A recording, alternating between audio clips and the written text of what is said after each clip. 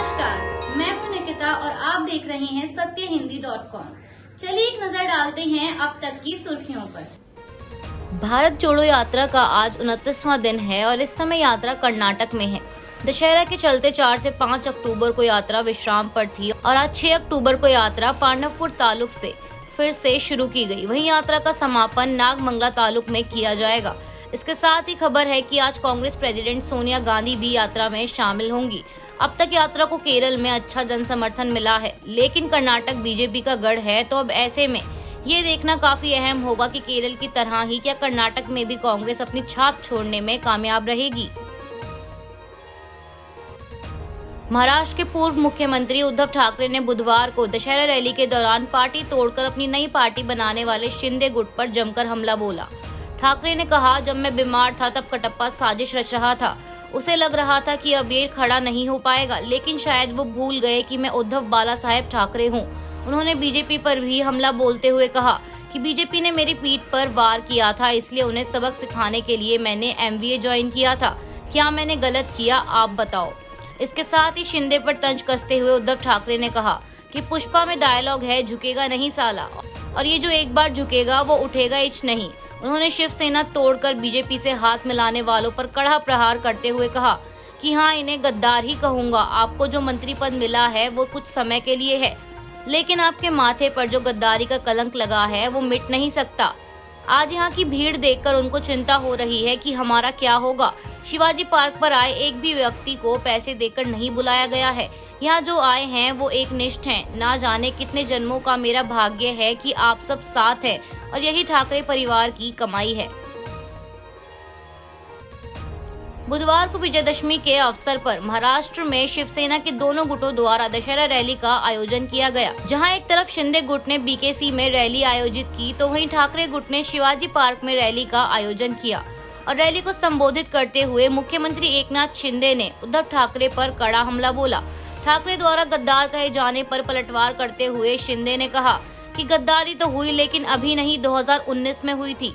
पिछले 2 महीनों से वे हमें गद्दार और खोखे बुला रहे हैं। हमने 2019 में मिलकर 2019 का चुनाव लड़ा, लेकिन बाद में अप्राकृतिक गठबंधन किया। उस समय हमने गद्दारी की बाला साहेब की विचारधारा से और मतदाताओं के साथ। लोगों ने शिवसेना BJP को वोट दिया था। चुनाव में एक तरफ बाला साहेब की तस्वीर थी और दूसरी तरफ PM मोदी की।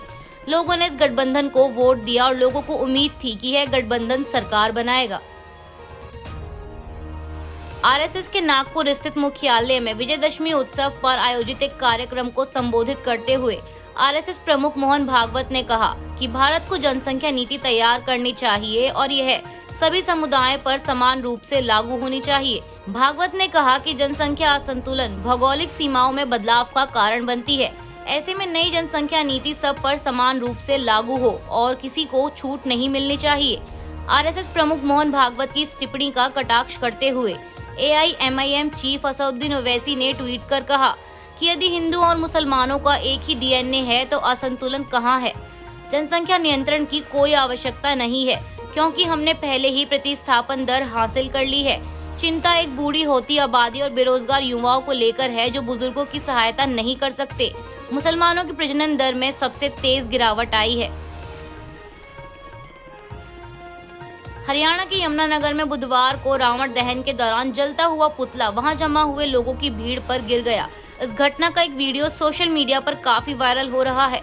वीडियो में देखा जा सकता है कि यमुनानगर में दशहरा समारोह में कई लोग रावण के पुतले के करीब चले गए।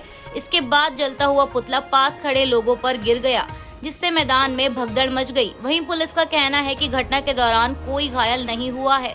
NBT की एक रिपोर्ट के अनुसार यमुनानगर के पुलिस अधीक्षक मोहित हांडा ने कहा कि कुछ लोग जलते हुए पुतले के पास जाने की कोशिश कर रहे थे, लेकिन वहां मौजूद पुलिस कर्मियों ने उन्हें पीछे धकेल दिया। यह पूछे जाने पर कि क्या पुतला किसी दर्शक पर गिरा, उन्होंने कहा कि ऐसा कुछ नहीं हुआ है।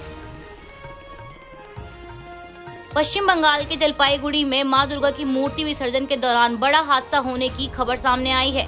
मूर्ति विसर्जन के समय मल नदी में पानी के तेज बहाव के चलते 8 लोगों की डूबने से मौत हो गई। जलपाईगुड़ी के SP देवऋषि दत्ता ने बताया कि अभी 20 से 25 लोग लापता हैं। हादसे की जानकारी मिलते ही NDRF की टीम मौके पर पहुंच गई है। राहत और बचाव कार्य जारी है। वहीं डीएम मौमिता गोदारा बसु का कहना है कि 8 लोगों की मौत हुई है और मरने वालों में 4 महिलाएं भी शामिल हैं। वहीं करीब 40 लोग अभी भी एक आइलैंड में फंसे हुए हैं और एनडीआरएफ की टीम लोगों को बचाने में जुटी है। अब तक 50 लोगों को रेस्क्यू किया जा चुका है। WHO ने भारत की मेडन फार्मास्यूटिकल्स को उनके 4 कफ और कोल्ड सिरप को लेकर चेतावनी दी है। AFP के अनुसार WHO की यह चेतावनी बीते दिनों गाम्बिया में हुए 66 बच्चों की मौत से जुड़ी है। लैब टेस्ट में हुई टेस्टिंग के दौरान इन सभी सैंपल्स में जरूरत से ज्यादा ही डाइथिलीन ग्लाइकॉल और एथिलीन ग्लाइकॉल की मात्रा पाई गई। WHO द्वारा अपने एक मेडिकल प्रोडक्ट रिपोर्ट में यह बात कही गई है। WHO ने अपनी चेतावनी में कहा है कि विवादित उत्पाद अब तक गाम्बिया में पाए गए थे, हालांकि उन्हें अन्य देशों में भी वितरित किया जा सकता है। बता दें कि जिन 4 सिरप को लेकर चेतावनी जारी की गई है उनमें प्रोमेथॉजिन ऑरल सोल्यूशन, कॉफेक्स मालिन बेबी कफ सिरप, मैकॉफ बेबी कफ सिरप और मैग्रीन एंड कोल्ड सिरप शामिल हैं। अभी तक मिली जानकारी के अनुसार इन दवाओं को बनाने वाली कंपनी ने WHO को इन दवाओं से जुड़ी सुरक्षा और गुणवत्ता को लेकर कोई जानकारी नहीं दी है। आज के लिए बस इतना ही। बाकी की खबरों के लिए बने रहिए सत्यहिंदी.com के साथ।